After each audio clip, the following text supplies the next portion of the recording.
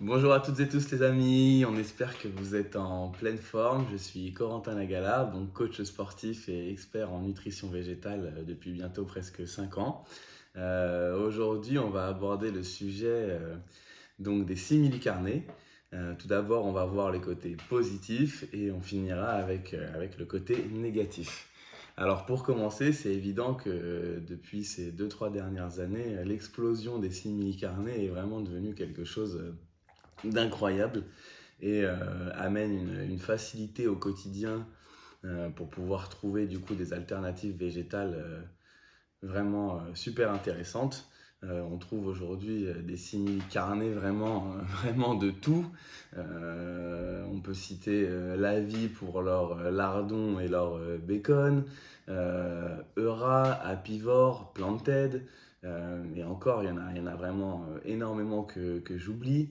Ça va donc des steaks hachés, de la viande hachée, des aiguillettes de poulet, de la viande de kebab.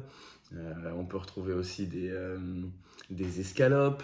On a vraiment une large gamme aujourd'hui qui est présente sur le marché. Pareil avec les fromages. On trouve même donc des fromages pour faire des fondus, pour faire des raclettes, pour faire des tartiflettes.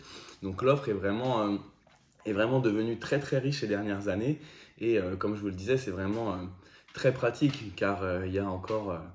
Enfin, quand j'écoute les histoires de certains amis qui sont véganes depuis 10 ans ou voire même plus, voilà, c'était vraiment un enfer pour eux à cette époque-là. Hormis trouver un bloc de tofu nature, et encore quand il y en avait, c'était basta.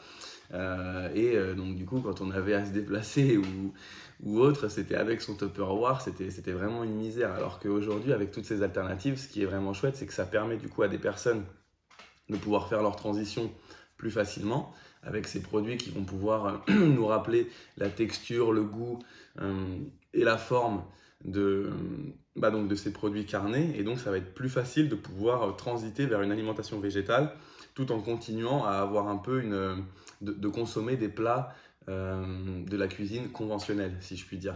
Donc, ça va être vraiment un levier supplémentaire pour amener le végétal dans la vie de nouvelles personnes et leur montrer que finalement c'est pas si compliqué que ça et qu'on peut retrouver vraiment, donc comme je vous le disais, donc des textures, des saveurs et des formes qu'ils avaient déjà au quotidien.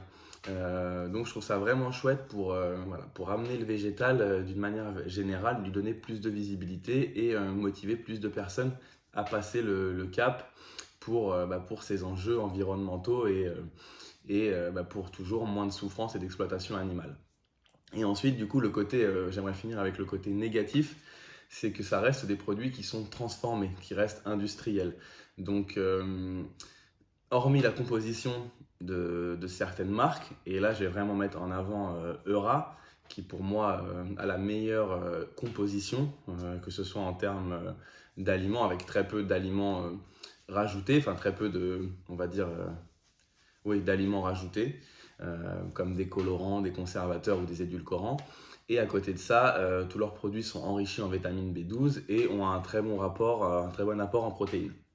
Donc c'est pour ça que voilà, c'est vraiment moi la marque en tout cas que je recommande.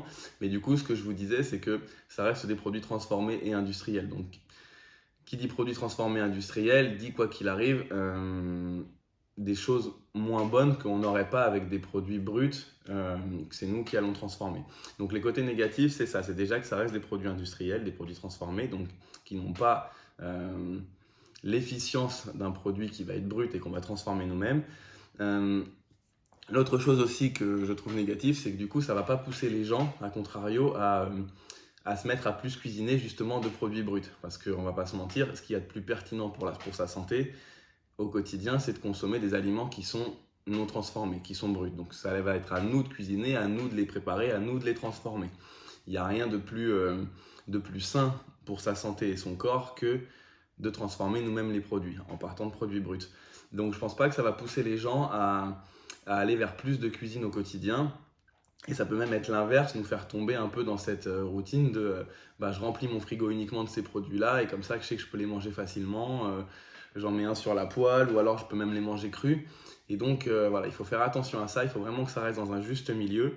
Et le dernier point aussi où il faut faire attention, où il va falloir être vigilant, c'est que du coup beaucoup de marques de lobby de la viande ou de produits d'origine animale, justement, surfent là-dessus, surfent sur ce marché et donc créent eux aussi leur propre marque végétale avec un autre nom, de belles images pour bien qu'on ne pense pas du tout à ce qu'ils font avec leurs autres produits et pour essayer de nous berner. Et donc c'est à nous d'être vigilants en tant que consommateurs et de surtout du coup privilégier des marques qui eux ont vraiment des valeurs éthiques, responsables et qui sont vraiment contre l'exploitation et la souffrance animale. Donc voilà mes amis, j'espère que ce contenu vous a plu et on se retrouve très vite pour une prochaine vidéo. Belle journée à tous.